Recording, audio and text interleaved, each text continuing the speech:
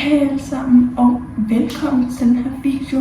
Så i dag der skal vi teste mikrobølgeovnsmad.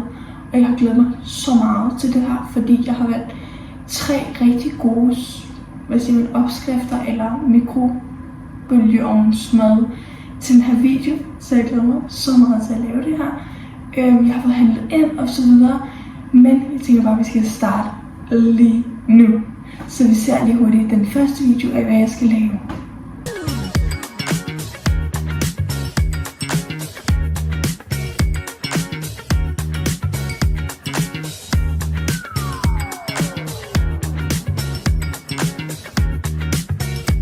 Den første ret, eller hvad man siger, det er mac and cheese. Så vi skal selvfølgelig bruge macaronis, vand, vi skal bruge salt og peber, og vi skal bruge noget mozzarella. Og det er i den her skål, fordi vi fik spaghetti med kødsovs, og der var der lige ost til, og derfor lige en skål. Men ja, så lad os bare hoppe ind til det, og bare lad os begynde at lave det her. Så vi skal selvfølgelig bruge en kop, da det skal ind i mikroovnen, og vi starter med at have en halv kop macaroni. Så det er en halv kop cirka, og efter skal vi have en halv kop vand herned, og så skal det ind i mikroovnen, så pastaen kan koge på en måde. Jeg spildte lige lidt, men nu skal det bare ind i mikroovnen, indtil pastaen er kogt, og så vender vi lige tilbage. Den her kop er virkelig varm, men pastaen er kogt, og vandet er forsvundet. Så nu skal der noget ost, og der skal salt og peber, og der skal en lille smule mælk i. Det glemte jeg faktisk at sige. Mærkeligt, hvordan det kan blive kogt. Lad os lige prøve at smage. Jeg tænker, at vi tager en lille shot mælk.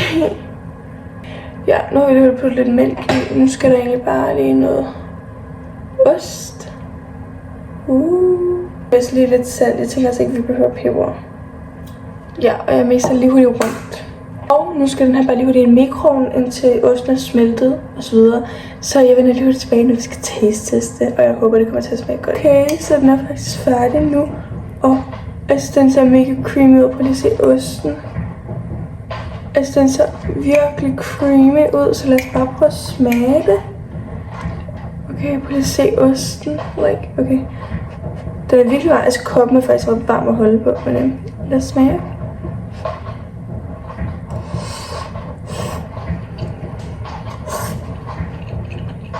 Jeg er i chok. Og pastaen er bare sådan helt kogt. Wow, det er mærkeligt. 1 til 10.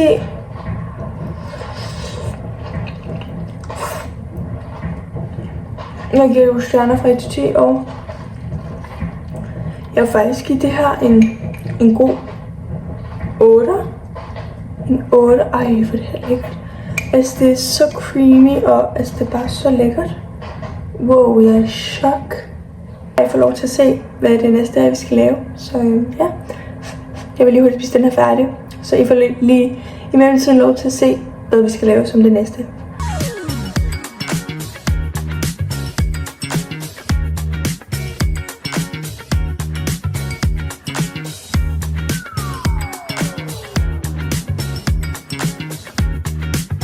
Så nu er vi nået til det næste, og det er en dessert-agtigt. Det er i hvert fald noget lidt sødere. Ja, jeg vil lige hurtigt fortælle ingredienserne. Banan, jeg har allerede lige skåret den, bare lige her. Mælk, brug kakao, brug flødeskum. Jeg ved faktisk ikke helt, hvor meget der er i den, men jeg tænkte ikke, at jeg købe en ny, fordi jeg tænkte, vi allerede havde den her. Og jeg ved nemlig ikke lige, hvor meget der er tilbage i den, men jeg håber, der er lige lidt. Skal jeg bruge et æg? Jeg skal bruge noget toastbrød. Alright, så nu kan I se min skål, jeg har her, og min kop, som vi skal lave det i efter.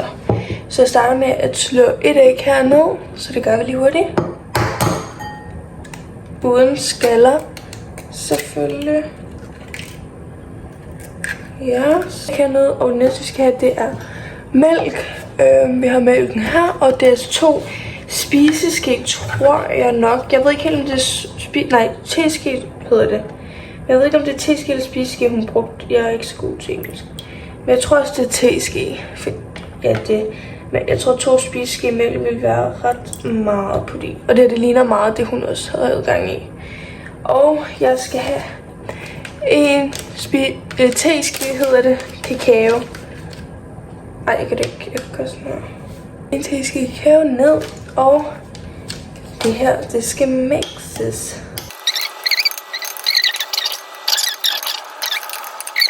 Så det ligger vi lige hurtigt til siden, fordi nu der skal vi bruge brødet, og vi skal bruge koppen. Så jeg har noget brød her, noget som vi skal bare lige have nogle stykker brød ned i koppen her. Men det bruger jeg ikke. Vi har chokolade, men jeg gider altså ikke lige bruge det. Så putter hun noget banan hernede. Skal vi lige hurtigt gøre det samme igen med lagene, så vi putter noget brød. Og jeg vil bare huske at sige, at hvad hedder det nu? At være opmærksom, når I laver det her, hvilken kop I bruger, fordi det er ikke alle slags ting, der kan tåle at komme ind i en mikroovn. Så vær lige ops på det, inden I bare begynder med at gøre alt muligt. Her, kakao, æg, mælk ned i det her mix, vi lavede. Alright. Og nu skal den her bare lige i mikroovnen. Så ja. Alright, det vil sige, at den her blev ret hurtigt færdig. Jeg ved ikke, hvor lækkert det ser ud. Den er i hvert fald færdig. Jeg tænker, at jeg prøver at få lidt flødeskum på det. Der er ikke så ikke mere flødeskum i. Men så er det jo godt. Ej, jeg har helt glemt at fortælle, at vi skulle have honning i. Så jeg henter lige hurtigt den. Eller hende i videoen, hun bruger faktisk chokoladesauce, men jeg var i Lidl og kunne ikke rigtig finde andet end den her honning. Så jeg kunne ikke finde noget chokoladesauce derinde.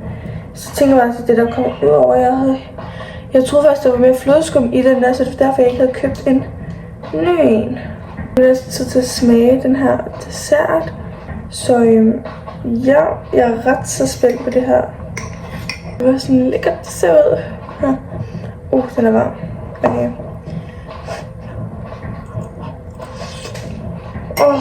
Wow. Den er meget kvalmende, synes jeg. Jeg ved ikke, hvad der gør det kvalmende. Jeg ved ikke, om jeg lige putter for meget honning. Det er lige for sådan... Det er ikke lige min bedste. Altså, det er ikke sådan noget her, jeg ville kunne finde på at spise som dessert. Jeg giver det desværre en 3 ud af 10, fordi det was not me.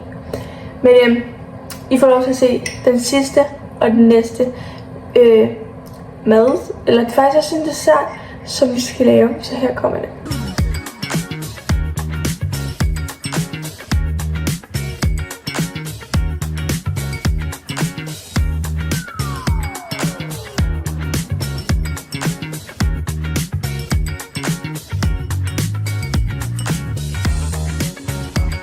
Jeg elsker personligt selv mega meget kanelsnegl, så hvis det her lifehack, eller hvad man siger, virker, eller at det kommer til at smage godt, så tror jeg, at det bliver min go-to snack, fordi jeg elsker seriøst bare kanelsnegl.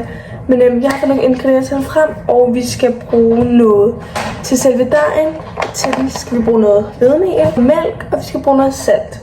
Vi skal bruge noget kanel, vi skal bruge noget sukker, fordi jeg troede, jeg har læst helt forkert på den her video, men man skulle bruge brown sugar, og det er jo brun farin, og det har vi desværre ikke. Men jeg tænker, hvis man mixer kanel med sukker, så tror jeg, det bliver lidt det samme. Ja.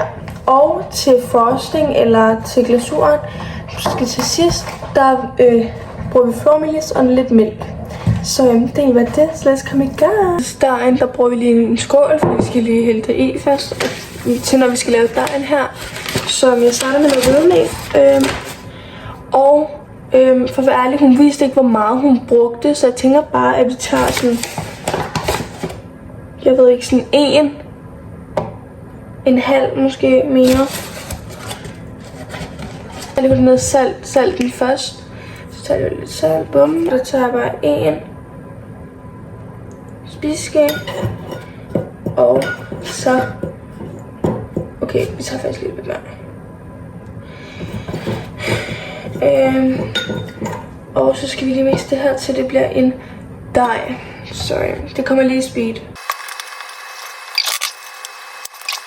Jeg kan også se, at min den blev mindre end hende på videoen, men hun så altså ikke, hvor meget mel hun puttede i og så videre, så jeg har lidt bare gættet mig frem. Men jeg tænker, at den her blev fin, og nu skal vi have, kanel og sukker på. Så vi har kanelen her, så jeg tror så bare lige lidt ud over her. Og vi skal huske kun at gøre det for det meste i midten, da den skal folde sammen på en special måde. Først og lukker siderne. Rullede hun. Og rullede. Jeg kan se, at min den blev meget mindre end hende på videoen. Men jeg tænker, den hæver lidt op i mikroen og så videre. Men han skal bare lave det i en mikroen, og så vender vi tilbage, når vi skal sådan putte glasur på.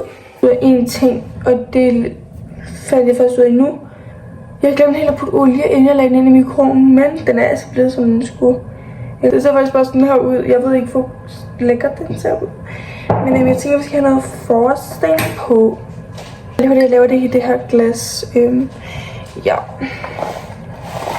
Der skal til sådan problemer, men jeg har fået taget frosting på min kanelsnegl, så jeg skal bare lige hurtigt taste-testen.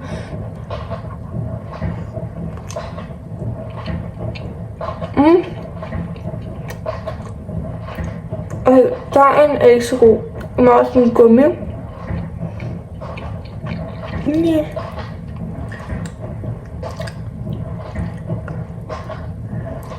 Jeg er ikke så glad for dejkonsistensen. Udover dejen, synes jeg faktisk, den smager meget godt. Det er bare lige dejen, den er meget sådan gummiagtig. Men jeg vil altså bare sige tusind tak, fordi du har set med den her video. Jeg håber, du lige vil smide et like og subscribe. Det betyder så meget. Men jeg er egentlig bare glad for, at du har set den her video til enden. Jeg håber, vi ses i min næste video. Hej hej.